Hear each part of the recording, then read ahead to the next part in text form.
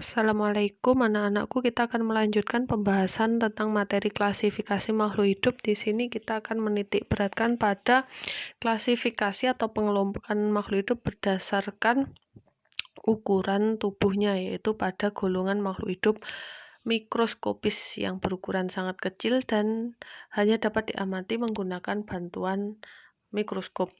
Di sini ada dua kelas atau dua kelompok untuk makhluk hidup mikroskopis itu, yaitu kita pelajari dari kelompok Monera dan Protista. Kita mulai dari Protista. Jadi Protista itu adalah makhluk hidup yang memiliki ciri-ciri yang pertama, selnya memiliki membran inti atau disebut sebagai eukariotik. Kemudian bersel tunggal, jadi hanya memiliki satu sel dan mampu untuk berkembang biak. Contoh dari protista ini adalah amoeba, euglena, paramegium, Dysostelium discoideum, saprolegnia, dan lain-lain. Kemudian berikutnya itu adalah kelompok dari Monera. Jadi kelompok dari Monera ini memiliki ciri-ciri. Monera yang pertama itu cirinya adalah selnya tidak memiliki membran inti atau disebut prokariotik. Kemudian dia bersel satu dan mampu berkembang biak. Contoh dari jenis Monera ini adalah golongan bakteri. Misalnya bakteri Escherichia coli yang berperan untuk membantu produksi vitamin K. Selanjutnya ada bakteri yang merugikan manusia, yaitu bakteri penyebab penyakit TBC. Ini ada Mycobacterium tuberculosis.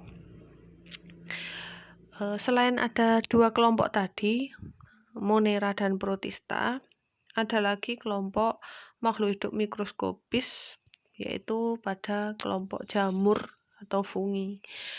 Kelompok jamur atau fungi ini merupakan makhluk hidup yang memperoleh bahan makanannya dengan cara menguraikan bahan organik. Jadi dia akan menguraikan makhluk hidup yang sudah mati. Kemudian jamur ini cirinya tidak berklorofil, tidak memiliki zat hijau daun. Kemudian dia berspora untuk melakukan perkembangbiakan, itu menggunakan spora. Kemudian tidak mempunyai akar, batang, dan daun sejati. Selanjutnya jamur itu kebanyakan bersifat saprofit, artinya jamur ini adalah memperoleh makanan dari makhluk hidup lain yang sudah mati. Kemudian ada juga jamur yang bersifat parasit. Kalau yang saprofit tadi memanfaatkan makhluk hidup yang sudah mati sebagai bahan makanannya, kalau parasit ini dia memanfaatkan makhluk hidup yang masih hidup, kemudian dia menumpang untuk menghisap sari-sari makanannya. Ini golongan dari jamur parasit. Kemudian ciri jamur ini juga dia tubuhnya tersusun oleh benang-benang yang disebut sebagai hifa.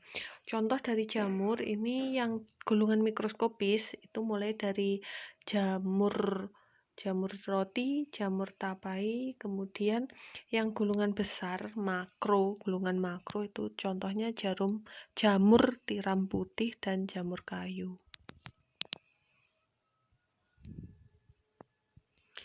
Nah, anak-anakku, tadi kita sudah membahas tentang makhluk hidup mikroskopis, artinya makhluk hidup ini hanya bisa diamati menggunakan mikroskop.